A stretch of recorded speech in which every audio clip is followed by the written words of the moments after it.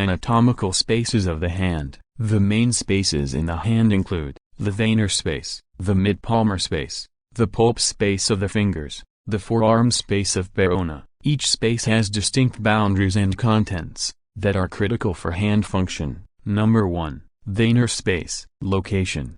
It is located deep to the thenar muscles, lateral to the adductor pollicis muscle. Boundaries. Proximal.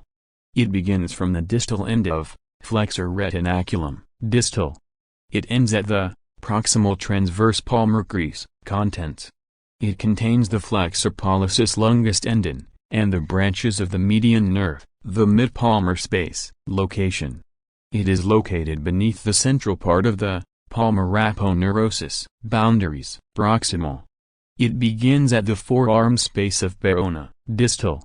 It ends at the fascial sheaths of third and fourth lumbricals. Contents. It contains the flexor tendons of the fingers, flexor digitorum superficialis, and flexor digitorum profundus, lumbrical muscles, and the branches of the ulnar nerve.